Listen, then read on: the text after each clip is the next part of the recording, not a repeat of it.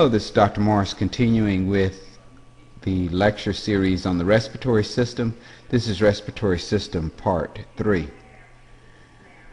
We've previously discussed gas exchange, and I'll continue with that at this point. We've discussed pulmonary ventilation previously as well. As you recall, pulmonary ventilation both ensures that the alveoli are supplied with oxygen and removes carbon dioxide from arriving from the bloodstream.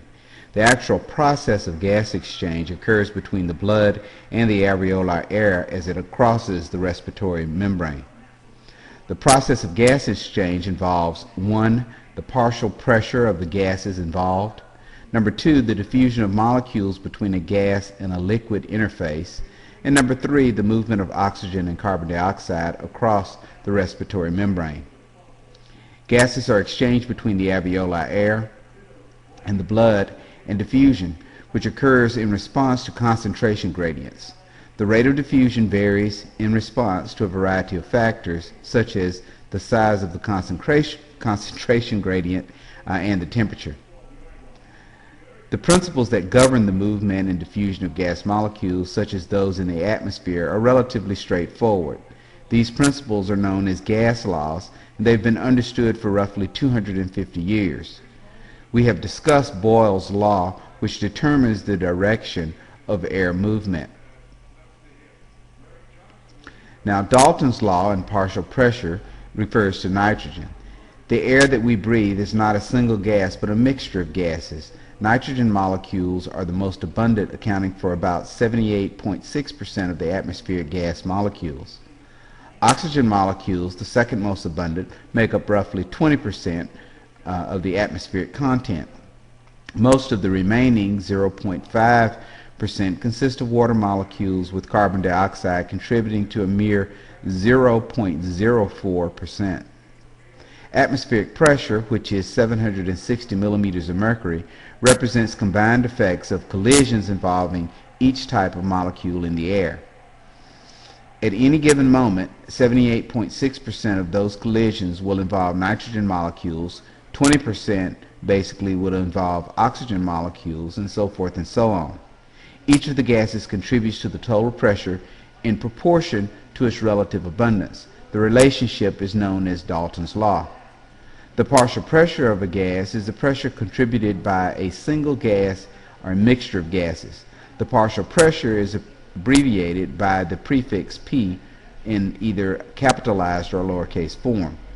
All the partial pressures added together equal to a total pressure exerted by the gas mixture. Because we know individual percentages in air, we can easily calculate the partial pressure of each gas. For example, the partial pressure of oxygen is 20.9% of the 760 millimeters of mercury, or roughly 159 millimeters of mercury. Differences in pressure, which move gas molecules from one place to another, also affect the movement of gas molecules into and out of a solution. At a given temperature, the amount of a particular gas in solution is directly proportional to the partial pressure of that gas. This principle is known as Henry's law. When a gas under pressure contacts a liquid, pressure tends to force a gas molecule into solution. At a given pressure, the number of dissolved gas molecules will rise until an equilibrium is established. At equilibrium, gas molecules diffuse out of a liquid as quickly as they enter into it, so the total number of gas molecules in a solution remains constant. If the partial pressure goes up, more gas molecules will go into the solution. If the partial pressure goes down, gas molecules will come out of the solution. This illustration, again from your textbook, and you've seen this a number of times previously, representative of pulmonary ventilation. This next illustration is illustrative of the increased pressure placed on molecules. The illustration refers to an unopened can of soda versus a opened can of soda, where the molecules are freely to disperse within the atmosphere. Henry's law and the relationship between solubility and pressure is as follows. The previous slide, this says the following slide, but the previous slide, you can also observe the solution containing dissolved gases, molecules at equilibrium with air under a given pressure. In this illustration, as previously noted, you can see initially gas pressure and then at equilibrium.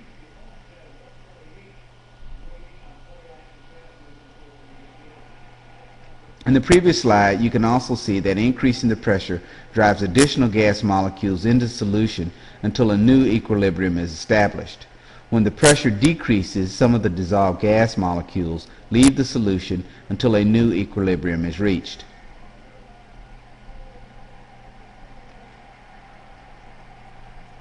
You see Henry's law in action whenever you open a can of soda. The soda was put into a can under pressure, and the gas, or carbon dioxide, is in the solution. When you open the can, the pressure falls and the gas molecules begin coming out of the solution and will enter into the environment. The process will theoretically continue until equilibrium develops between the surrounding air and the gas in the solution. In fact, the volume of the can is so small and the volume of the atmosphere is so great that within a half hour or so, virtually all the carbon dioxide comes out of the solution. You're then left with a quote-unquote flat soda. The actual amount of gas in a solution at a given partial pressure and temperature depends on the solubility of the gas in that particular liquid. Carbon dioxide is highly soluble, oxygen is somewhat less soluble, and nitrogen has very limited solubility in bodily fluids. The dissolved gas content is usually reported in millimeters of gas per 100 milliliters or 1 deciliter of solution. The phenomenon referred to as decompression syndrome, or the bends, is as follows. Decompression sickness is a painful condition that develops when a person is exposed to a sudden drop in atmospheric pressure. Nitrogen is the gas responsible for the problems experienced, owing its high partial pressure in the air. When the pressure drops, nitrogen comes out of a solution, forming bubbles like those in a shaken can of soda. The bubbles may form in joint cavities, in the bloodstream, and even in the cerebral spinal fluid. Individuals with decompression sickness typically curl up from pain in the affected joints. This reaction accounts for the common name, the bends. Decompression sickness most commonly affects scuba divers who return to the surface quickly after breathing air under greater than normal pressure while submerged. It can also develop in airline passengers subject to sudden losses of cabin pressure. The gas law applies to diffusion of oxygen, carbon dioxide, and nitrogen between gas and a liquid. Differing partial pressures and solubilities determine the direction and the rate of diffusion across the respiratory membrane that separates the air within the alveoli and the blood in the alveolar capillaries. As soon as air enters the respiratory tract, its characteristics begin to change. In passing through the nasal cavity, inhaled air becomes warmer and the amount of water vapor increases. Humidification and filtration continue as air travels through the pharynx, trachea, and bronchial passageways. On reaching the alveoli, the incoming air mixes with air remaining in the alveoli and from previous respiratory cycle. The alveolar air thus contains more carbon dioxide and less oxygen than does atmospheric air. The last 150 cc's of inhaled air never gets further than the conducting passageways and remains in an anatomical dead space of the lungs. During subsequent exhalation, the departing alveolar air mixes with the air in the dead space, producing yet another mixture that differs from both the atmospheric and alveolar samples. There are differences in the composition between atmospheric and inhaled and alveolar air. The differences in partial pressure across the respiratory membrane are substantial. The greater the differences in partial pressure, the faster is the rate of gas diffusion. Conversely, if the alveolar decreases, the rate of oxygen diffusion into the blood will drop. This is why many people feel lightheaded at altitudes of 3,000 meters or more. The partial pressure of oxygen in the alveoli has dropped low enough that the rate of oxygen absorption is significantly reduced. The fusion of capillary and alveolar basal lamina reduces the distance for gas exchange to an average of 0.1 nanometers. Inflammation of the lung tissue or buildup of fluids in the alveoli increases the diffusion distance and impairs the alveolar gas exchange. The combined alveolar surface area at the peak of inhalation is large. Damage to the alveolar surface, which occurs in emphysema, reduces the availability of the surface area and the efficiency of the gas transfer. This arrangement improves the efficacy of both pulmonary ventilation and pulmonary circulation. For example, blood flow is greatest around the alveoli with the highest value, where oxygen uptake can proceed with maximum efficiency. If the normal blood flow is impaired, as it is in pulmonary embolism, or if a normal airflow is interrupted, as it is in various forms of pulmonary obstruction, this coordination is lost and respiratory efficiency decreases. Both oxygen and carbon dioxide diffuse readily through the surfactant level, or the surfactant layer, at the alveolar and endothelial cells of the membrane. This illustration demonstrates the thin layer and the fusing between the endothelial layer and the alveolar endothelial tissue. An exchange between O2 and CO2 occurs at this level. The following slide illustrates the partial pressure of oxygen and carbon dioxide in pulmonary systemic circuits. Blood arriving in the pulmonary arteries has a lower partial oxygen concentration and a higher partial carbon dioxide concentration than does the alveolar air. Diffusion between the alveolar mixture and the pulmonary capillaries thus elevates the blood partial oxygen concentration while lowering the partial carbon dioxide concentration. By the time the blood enters into the pulmonary venules, it has reached equilibrium with the alveolar air.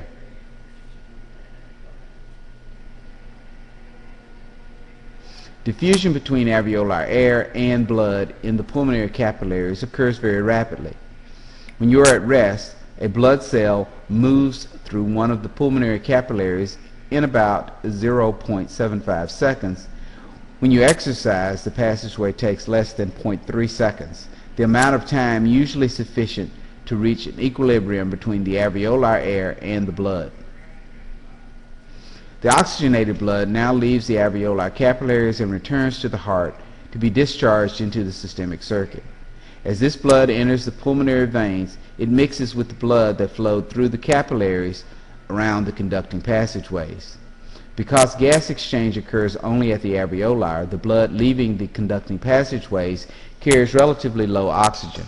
The partial pressure of oxygen in the pulmonary veins therefore drops to about 95 millimeters of mercury.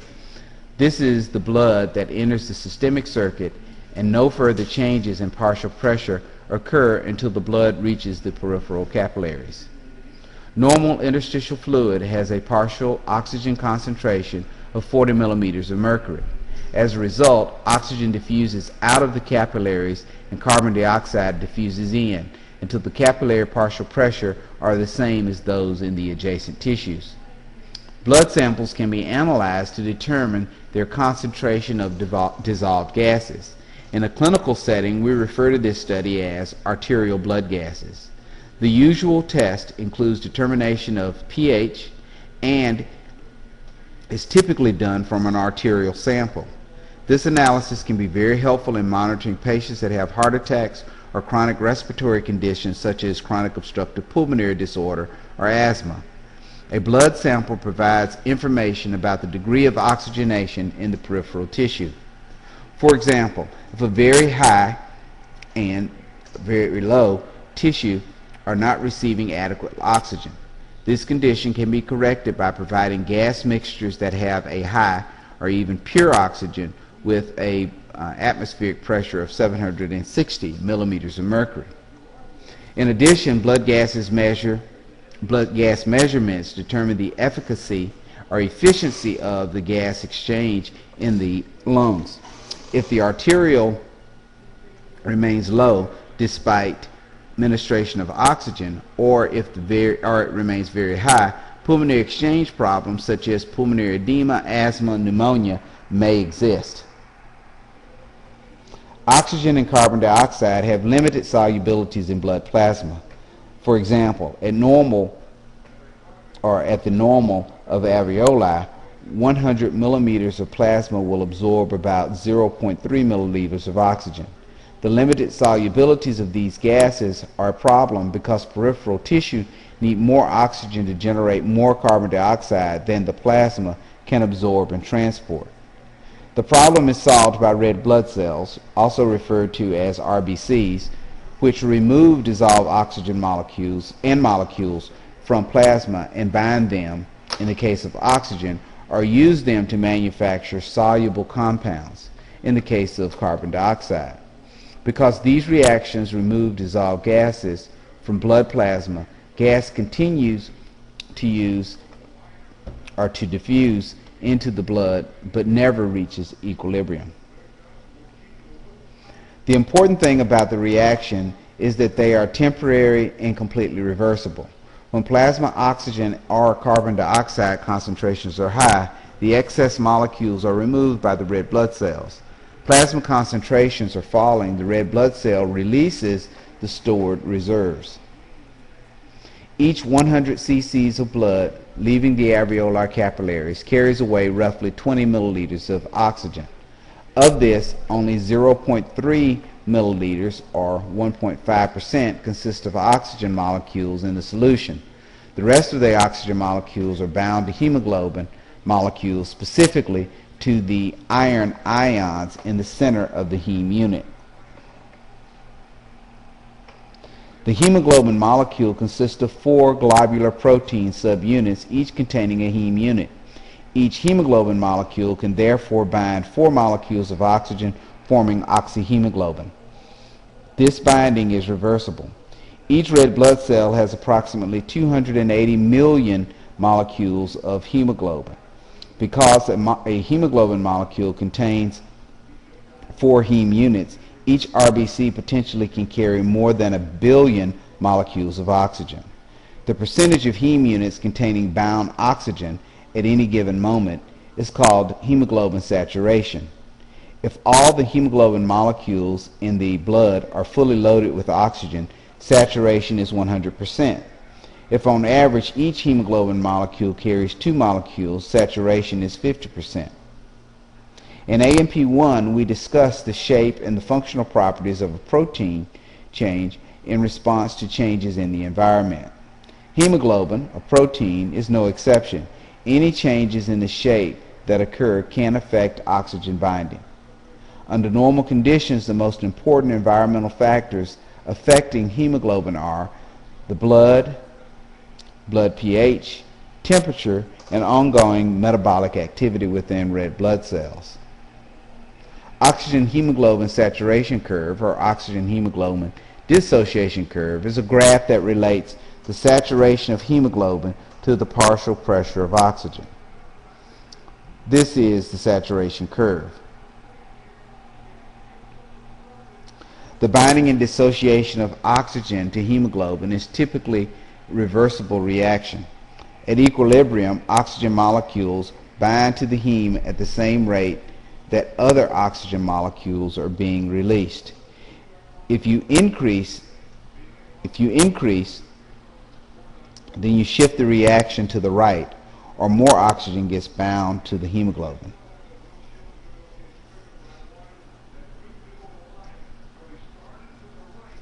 If you decrease the reactions, it shifts to the left, and the more oxygen is released by hemoglobin.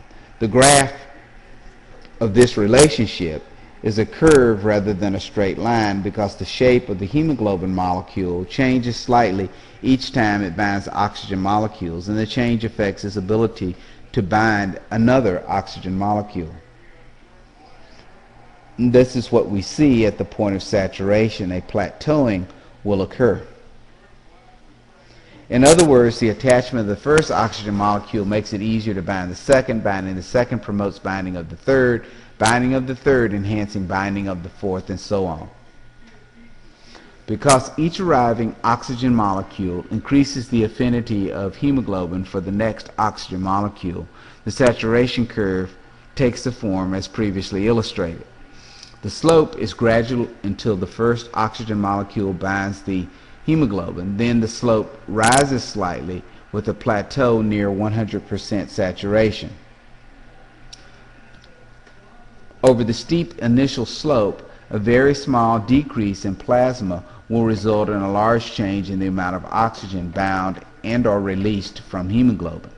Because the curve rises quickly, hemoglobin will be more than 90% saturated if exposed to alveoli above 60 millimeters of mercury of partial oxygen concentration. Thus, near normal oxygen transport can continue despite decreases in oxygen content in the alveolar air. Without this ability, you would not survive at high altitudes, and conditions significantly reducing pulmonary ventilation would be immediately fatal. A normal alveolar pressure in the hemoglobin saturation is very high, about 97.5%, although complete saturation does not occur until it reaches excessively high levels, about 250 millimeters of mercury. In functional terms, the maximum saturation is not as important as the ability of hemoglobin to provide oxygen over normal ranges of body temperature. Over the range from 100 millimeters of mercury at the alveoli to perhaps 15 millimeters of mercury in active tissue, the saturation drops from 97.5% to less than 20%, and a small change makes a big difference in terms of the amount of oxygen bound to hemoglobin. Note that the relationship between hemoglobin saturation remains valid whether they're rising or falling. If PO2 increases, the saturation goes up, the hemoglobin stores oxygen. If PO2 decreases, hemoglobin releases oxygen into the surrounding tissue.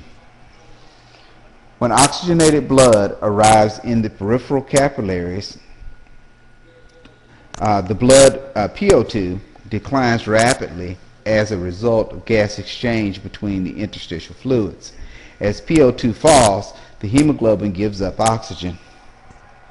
The relationship between the hemoglobin saturation provides a mechanism for automatic regulation of oxygen delivery.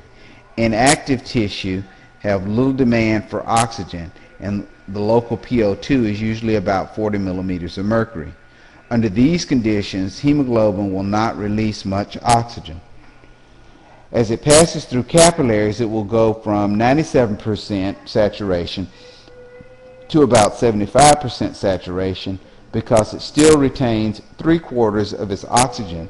Venous blood has a relatively large oxygen reserve. This reserve is important because it can be mobilized if tissue oxygen demands increase. Active tissue consumes oxygen at an accelerated rate so that it may drop to 15 to 20 millimeters of mercury. Hemoglobin passing through these capillaries will then go from 97% saturation to about 20% saturation. This means that blood circulates through peripheral capillaries.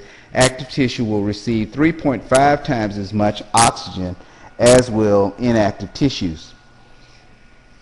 Carbon monoxide poisoning is a unique phenomenon. Murder or suicide victims who died in their cars inside closed garages are popular characters in mystery writers. In real life, entire families are killed each winter by leaky furnaces or space heaters. The cause of death is carbon monoxide poisoning. There was a recent case following Hurricane Rita in Louisiana where victims apparently used a generator and kept it inside in a closet, and the whole family died of carbon monoxide poisoning. Carbon monoxide is a very powerful competitive inhibitor of the binding of oxygen. Instead of the red blood cells binding to oxygen, they instead will bind to the carbon monoxide. The exhaust of automobiles and other petroleum burning engines, oil lamps and or fuel-fired space heaters, and or, as I previously mentioned with the example of gas supplied generators, contain carbon monoxide. Carbon monoxide, as I previously referred, competes with oxygen molecules for the binding site on the heme units. The carbon monoxide usually wins because at very low partial pressures it has a much stronger affinity to hemoglobin than does oxygen. The bond forms between carbon monoxide and heme is extremely durable, so attachment of carbon monoxide molecules essentially makes the heme unit inactive for respiratory purposes. Carbon monoxide will bind to hemoglobin, and at very low partial pressures, if carbon monoxide molecules make up just 0.1% of the components of inhaled air, enough hemoglobin will be affected that the survival may become impossible without medical assistance. Oxygen hemoglobin saturation curve in figure 2321 was determined in normal blood with a pH of 7.4 and a temperature of 98.6.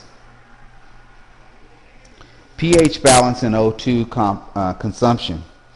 In addition to consuming oxygen, active tissue generates acids that lower the pH of the interstitial fluid.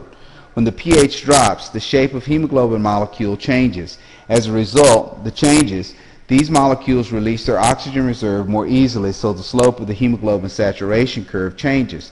In other words, saturation declines. Thus, at a tissue of 40 millimeters of mercury, hemoglobin molecules release 15% more oxygen at a pH of 7.2 than at a pH of 7.4. This effect of the pH on hemoglobin saturation curve is called the Bohr effect. Carbon dioxide is the primary compound responsible for the Bohr effect. When CO2 diffuses into the blood, it rapidly diffuses into red blood cells. There is an enzyme referred to as carbonic anhydrase, which catalyzes reactions with water molecules. The product of this enzymatic reaction is called carbonic acid because it dissociates into hydrogen ions and bicarbonate ions. The rate of carbonic acid formation depends on the amount of carbon dioxide in solution, which, as we noted earlier, depends on the PCO2. When the PCO2 rises, the reaction proceeds from left to right, and the rate of carbonic acid formation accelerates. Hydrogen ions that are generated diffuse out of the red blood cells, and the pH of the plasma drops. When the PCO2 declines, the reaction proceeds from right to left, and hydrogen ions then diffuse into red blood cells, so the pH of the plasma rises. Changes in temperature also affect the slope of the hemoglobin saturation curve. As the temperature rises, hemoglobin releases more oxygen. As the temperature declines, hemoglobin holds oxygen more tightly. Temperature effects are significant only in active tissue, which are large amounts of heat that are being generated. For example, active skeletal muscles generates heat. You remember that from AMP1. And the heat warms the blood that flows through these organs. As the blood warms, hemoglobin molecules release more oxygen that can be used in active muscle fibers. Red blood cells produce adenosine triphosphate, or ATP, only by glycolysis, in which lactic acid is performed. The metabolic pathway, which involves glycolysis in a red blood cell, also generates a compound 2,3-biphosphoglycerate, otherwise referred to as BPG. Normal red blood cells always contain BPG, which has a direct effect on oxygen binding and release. For any partial pressure of oxygen, the higher the concentration of BPG, the more oxygen that will be released in hemoglobin molecules. The concentration of BPG can be increased by thyroid hormone, growth hormone, or epinephrine, androgen, and a high blood pH. These factors improve oxygen delivery to tissue because BPG levels or elevated hemoglobin will release about 10% more oxygen at a given time than it would otherwise. Both BPG synthesis and the Bohr effect improve oxygen delivery when the pH changes. BPG levels rise when the pH increases, and the Bohr effect appears when the pH decreases. The production of BPG decreases as red blood cells age. The level of BPG can determine how long blood blank can hold blood or fresh whole blood. When BPG levels get too low, hemoglobin becomes firmly bound and unavailable oxygen, become firmly bound to the available oxygen. The blood is then useless for transfusion because red blood cells will no longer release oxygen to peripheral tissue even at disastrously low. So obviously this is a significant effect to the human tissue. Now fetal hemoglobin is a bit different. The red blood cells in the developing fetus contain fetal hemoglobin. The structure of fetal hemoglobin, which differs from that of adult hemoglobin, gives a much higher affinity to oxygen. At the same, fetal hemoglobin binds more oxygen than does the adult hemoglobin. This is an oxygen dissociation curve comparing the fetal hemoglobin to the adult hemoglobin. The trait is important in transferring oxygen across the placenta. The fetus obtains oxygen from the maternal bloodstream. At the placenta, the maternal blood has relatively low levels ranging from 35 to 50 millimeters of mercury. If maternal blood arrives at the placenta with a 40 millimeter of mercury, hemoglobin saturation will be roughly 75%. The fetal blood arriving at the placenta has close to 20 millimeters of mercury. However, the fetal hemoglobin has a higher affinity to oxygen and still is about 58% saturated. A diffusion occurs between fetal blood and maternal blood. Oxygen enters the fetal bloodstream until it equilibrates at 30 millimeters of mercury. At this, the maternal hemoglobin is less than 60% saturated, but the fetal hemoglobin is over 80% saturated. The steep slope of the saturation curve of fetal hemoglobin means that the fetal red blood cells reach peripheral tissue and the hemoglobin molecules will release at large amounts of oxygen in response to a small change in the O2 concentration. Atmospheric pressure decreases with increasing altitude, and so do the partial pressures of the component of gases, including oxygen. People living in Denver or Mexico City function normally with alveolar oxygen pressures that range about 80 to 90 millimeters of mercury. At high elevations, the alveolar oxygen pressure continues to decline. At 3,300 meters, or 10,826 feet, an altitude familiar to many hikers and skiers, the alveolar oxygen pressure falls to around 60 millimeters of mercury. Despite low alveolar, millions of people live and work in altitudes this high or higher. Important physiologic adjustments include increased respiratory rate, increased heart rate, and elevated hematocrit. Thus, even though hemoglobin is not fully saturated, the bloodstream holds more of it, and a round trip between the lungs and the peripheral tissue takes less time. The response represents an excellent example of functional interplay between the respiratory and the cardiovascular system. However, much such adaptations take days or weeks to appear. As a result, athletes planning to compete in events held at high altitudes must begin training under such conditions well in advance. Not everyone can tolerate high altitude conditions. Roughly 20% of the people who ascend to 2,600 meters or 8,530 feet or higher experience mountain sickness or altitude sickness. Symptoms include headaches, disorientation, fatal pulmonary or cerebral edema. There's a great movie called Vertical Limit that clearly demonstrates the effect of altitude sickness. If you ever have an opportunity, please watch it. Vertical Limit. Carbon dioxide transport. Carbon dioxide is generated by aerobic metabolism in peripheral tissues. After entering the bloodstream, a molecule is converted to molecules of carbonic acid. They bind to protein portions of hemoglobin molecules within the red blood cells and then dissolve in plasma. All three completely reversible reactions. Now we'll consider these events underway as blood enters into the peripheral tissue in which the 45 millimeter of mercury exists. Most of the carbon dioxide absorbed by the blood, roughly 70%, is transported as molecules of carbonic acid. Carbon dioxide is converted to carbonic acid through activities of an enzyme, carbonic anhydrase, in red blood cells. Carbonic acid molecules immediately dissociate into hydrogen ions and bicarbonate ions. This reaction is completely reversible. In peripheral capillaries, it proceeds vigorously, tying up large amounts of molecules. The reaction continues as carbon dioxide diffuses out of the interstitial fluids.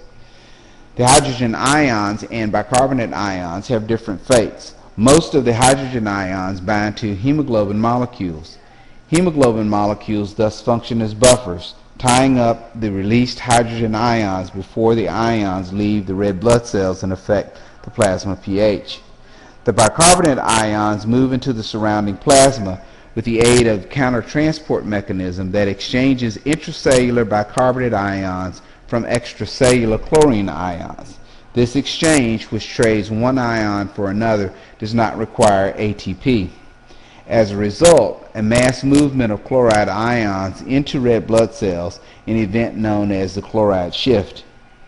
Roughly 23% of carbon dioxide carried by your blood will be bound to a globular protein portion of hemoglobin molecules inside red blood cells. These molecules are attached to exposed amino groups of hemoglobin molecules. The resulting compound is called carbanohemoglobin. Plasma becomes saturated with carbon dioxide quite rapidly, and only 7% of carbon dioxide is absorbed by peripheral capillaries, is transported in the form of dissolved gas molecules. The rest is absorbed by red blood cells for the conversion of carbonic anhydrase or the storage of carbanohemoglobin.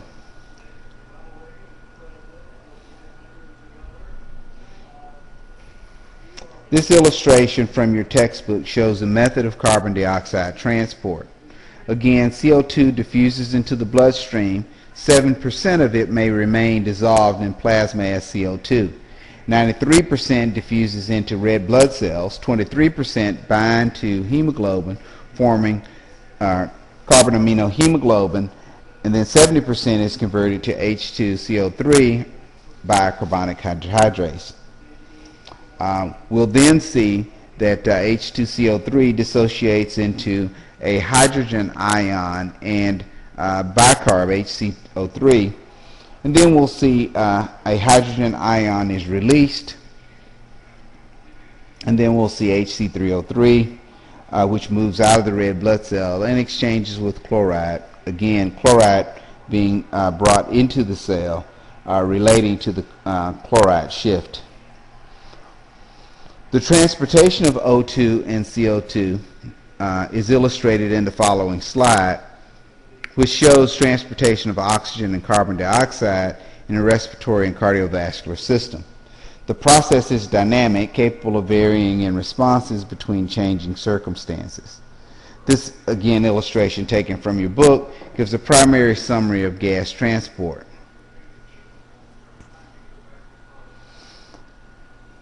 Some of the responses are automatic, and as a result, we see from basic chemistry the transport mechanism which occurs. Other responses require coordinated adjustments in activities of the cardiovascular and the respiratory system. Peripheral cells continuously absorb oxygen from interstitial fluids and generate carbon dioxide. Under normal conditions, the cellular rate of absorption and generation are matched by capillary rates, delivery and removal.